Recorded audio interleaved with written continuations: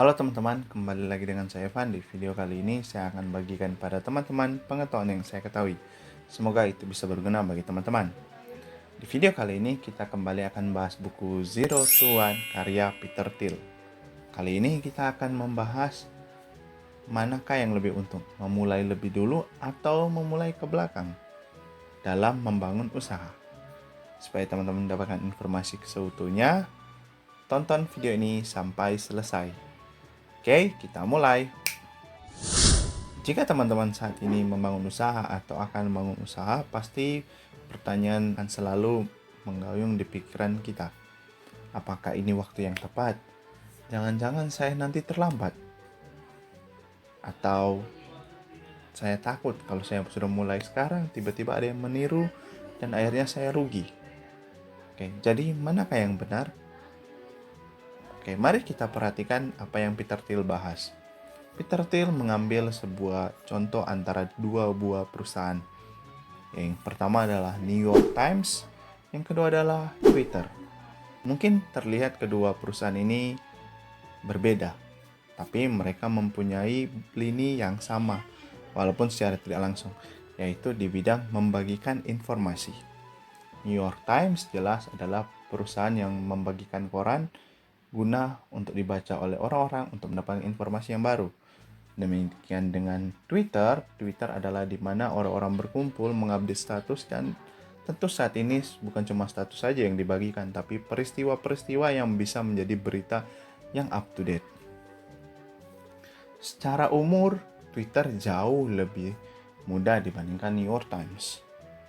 Tapi yang terjadi adalah Twitter jauh melampaui New York Times dalam hal penggunanya, dalam hal penghasilannya, dalam hal kecepatan informasi. Artinya, meskipun Twitter mulai ke belakang, tidak memungkiri Twitter melampaui lebih jauh dibandingkan New York Times yang sudah ada berpuluh-puluh tahun lebih dulu.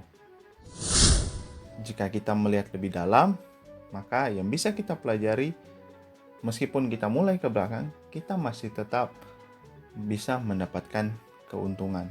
Lalu bagaimana supaya bisa mendapatkan keuntungan?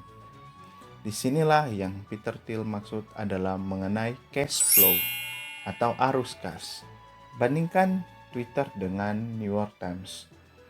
New York Times terus tiap hari membuat koran kemudian dijual kepada orang-orang yang membaca koran.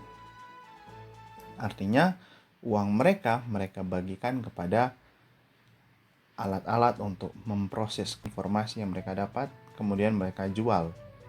Bandingkan dengan Twitter. Twitter hanya menyediakan sebuah lapak untuk orang-orang mengupdate status dan membagikan informasi sebebas-bebasnya. Ternyata bukan hanya informasi mengenai kegiatan sehari-hari, tapi ada juga yang memberitakan peristiwa-peristiwa yang ada. Alhasil, itu bisa dijadikan sebagai sebuah informasi yang berguna untuk banyak orang. Twitter mendapatkan untung dari banyaknya user yang memakai.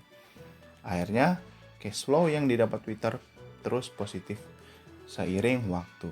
Kesimpulannya, entah teman-teman bangun usaha, bisnis, atau memiliki perusahaan, teman-teman tidak usah takut apabila mulai ke belakang dibandingkan yang lain. Karena yang paling penting adalah cash flow perusahaan atau usaha teman-teman. Jika cash flow-nya bagus, maka tentu hasilnya meskipun mulai dari belakang, pasti hasilnya akan terus bertumbuh. Oke, bagaimana? Demikian untuk video kali ini, yaitu mengenai apakah rugi jika kita mulai ke belakang dalam membangun suatu usaha. Terima kasih telah menonton video ini dari awal sampai akhir. Semoga bermanfaat. Dadah.